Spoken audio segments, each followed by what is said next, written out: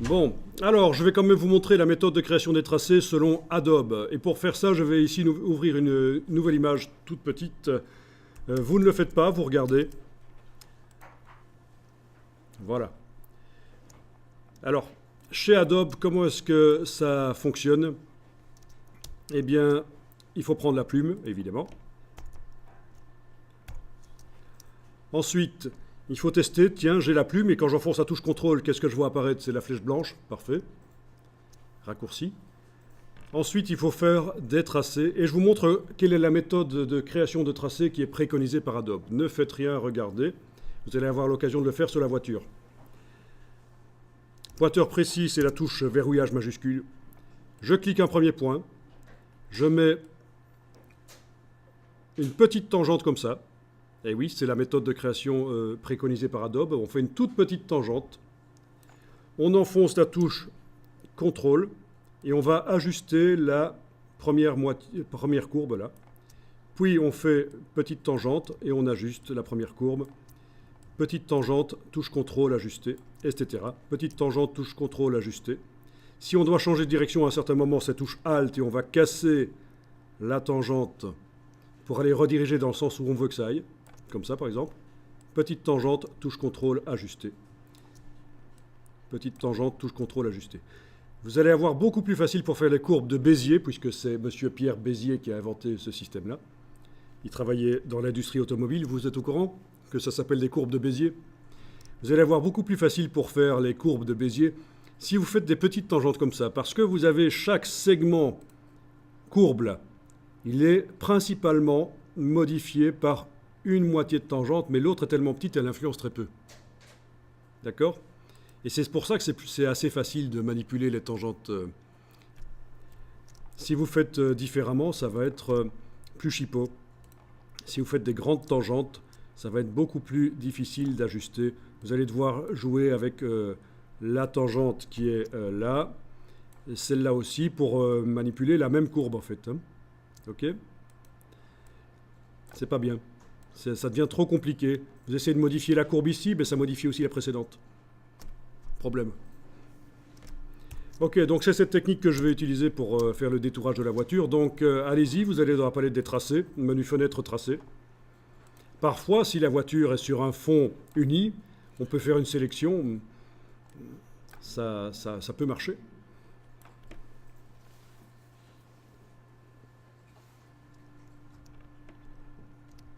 Ok, dans la palette des tracés, on va faire une vignette de tracé en cliquant sur le bloc de feuilles. Comme ça, on ne fait pas un tracé temporaire et il va être permanent. Parce que si vous démarrez la création du tracé sans avoir fait la vignette, il risque de disparaître.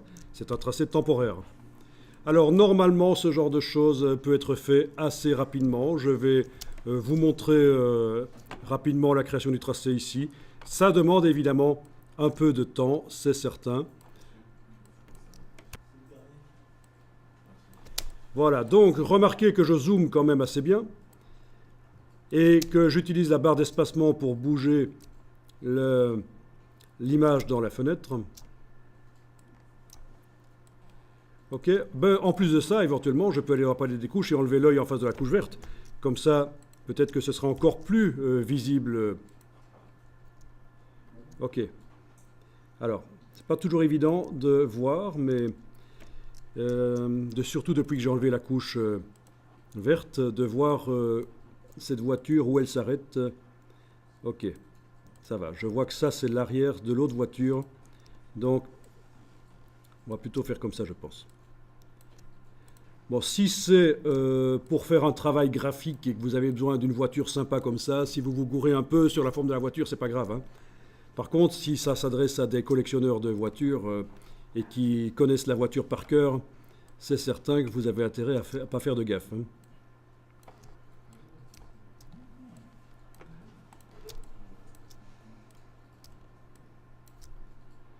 Donc, vous vous souvenez, petite tangente, touche CTRL, ajuster. En cas de changement de direction, touche Alt pour casser la tangente. Ne pas hésiter aussi à, si jamais on a cliqué à côté, il faut venir réactiver le tracé et cliquer sur le dernier point pour indiquer qu'on continue le tracé. Ça, c'est assez ennuyeux parfois. Le tracé s'interrompt. Il faut alors cliquer sur le dernier point pour indiquer qu'on continue le tracé. Alors, comme j'ai l'habitude de le dire, un peu pour rigoler, mais à moitié pour rigoler, c'est le genre de travail qui prend 5 minutes à un pro et 50 minutes à un débutant. C'est certain que faire des tracés, c'est pas évident. Mais c'est important de connaître cette technique des courbes de Bézier, parce que si vous voulez faire de la 3D, et vous en faites d'ailleurs la 3D, vous avez les courbes de Bézier dans Blender. C'est une des manières de créer les objets. Mais voilà, vous voyez que c'est utile. Les tracés Photoshop peuvent être récupérés en 3D, évidemment. Ceux d'Illustrator aussi.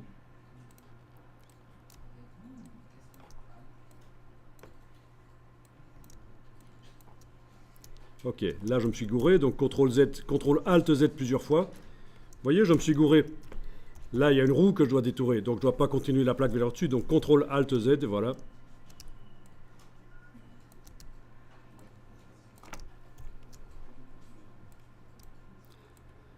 Alors, il existe des entreprises qui vous proposent de faire les tracés pour vous. Vous allez les trouver facilement sur le web, il suffit de taper Clipping Path Service. Je vous montre ici. Parce que, bon,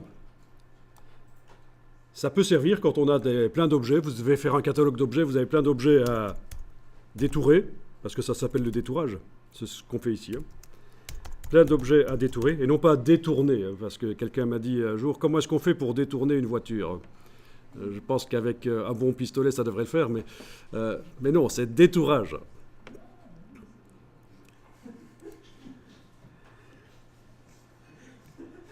Et vous allez, en tapant Clipping Path Service, vous allez tomber sur plein d'entreprises qui vous proposent de faire du détourage tracé ou couche alpha pour vous. Et en général, ils sont situés en Asie. Ça coûte à peu près 5 $ par image. Ça dépend de la complexité. Vous allez voir qu'ils proposent, suivant la complexité, ils proposent des prix différents.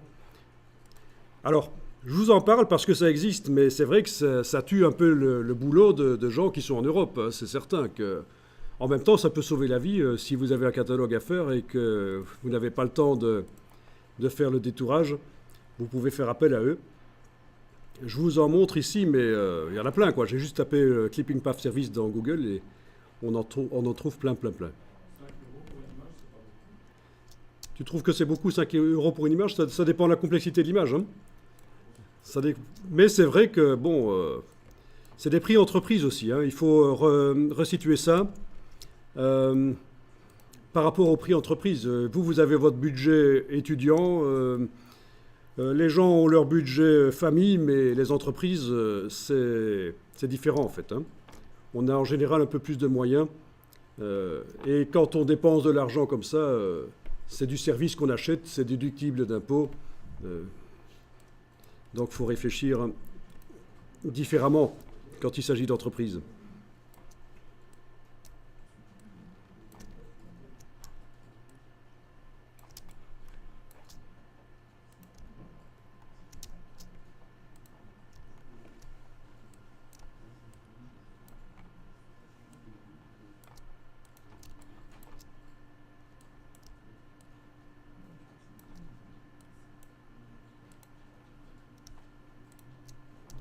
Ok. Bon, j'ai dû foirer à un certain moment parce que j'ai un premier tracé qui s'interrompt ici, en fait. Ah ouais.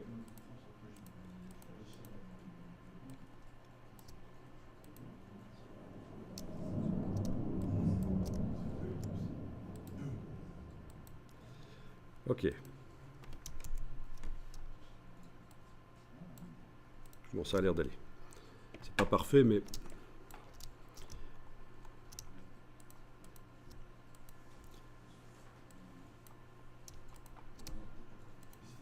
Bon, ça va. Bon, il faudrait faire les fenêtres aussi, parce qu'on voit du décor à travers les fenêtres. Il faudrait recréer un décor à l'intérieur, ou mettre un faux reflet. Bon, on va pas aller jusque-là ici. Vous enregistrez simplement au format Photoshop avec le tracé